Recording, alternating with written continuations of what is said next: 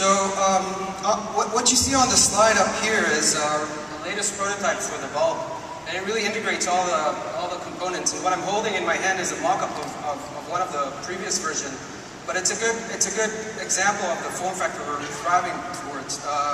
We're really driving 120 volts. We have a gear motor that helps us spin on its pivot here. This is where the projector goes. And here we're collaborating with Intel to create this into an Atom inside device. So this will have more power than your iPads probably. Now the key promise of this is, again, where you have power socket and wireless, you have the internet. Now it's also just a bulb because it has some LEDs. Now this is the arm. It's a 4-degree of freedom arm.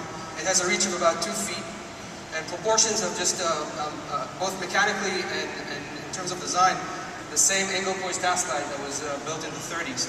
And once you have a lamp and a bulb together, you have a computer that can move.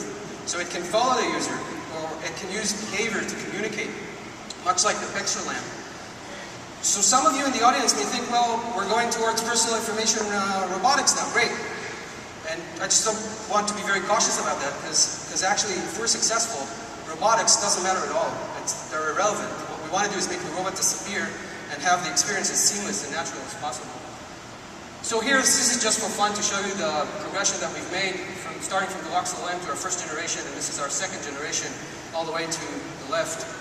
And here is our latest and greatest. This is the generation 3. And let me share a few quick ideas for applications that we have in mind. So imagine you're cooking and your hands are all dirty and greasy, and this super urgent email comes in and you have to answer it. Now, you're not going to pull in your iPhone without washing your hands first, but if it's just your kitchen counter, then I guess that's fine. You're just going to do that there and then. And then in future retail environments, smart product counters may come alive with information, and they may detect the product that consumer is interested in. Again, removing the step of pulling your smartphone and looking for a price comparison, for example. Here in this example, we're showing how objects that you put under this lamp can be recognized immediately, much like Google Goggles recognizes places. You can pull just-in-time information, so maybe if you're drinking Coke, you can get the nutrition values. It's kind of important. And here's a concept for an augmented reading device that combines physical print material like magazines and books and digital information. And we're thinking about e-books, but here's an e-book with a real book. And it's very interesting to see how this transforms into a new machine for education. And there are many more use cases for design, for gaming, and so on. But all of the use cases share one common principle. They enable what I like to think about as a true augmented reality experience, in the sense that, one, you can use both your hands, and two, there is no context switch between displays because the worlds are really combined. Now, this is very different than what we have today with mobile phones, when you just have to pull and go back and forth between reality and the digital information.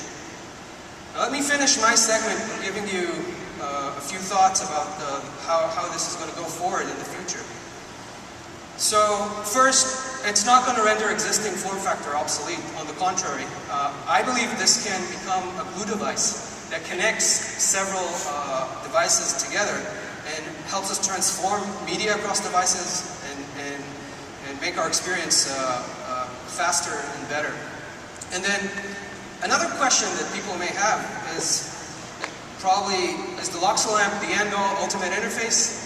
Well, probably not. It's not the best form factor for everything. And we're already working on new form factors. And I think it's a pretty easy claim to make when, just the day after Apple TV is relaunched. And my personal prediction is that we will start seeing several additional new interfaces to the cloud appear very soon. And in that sense, our work here is very much work in progress. So that's it for me today. Thank you very much.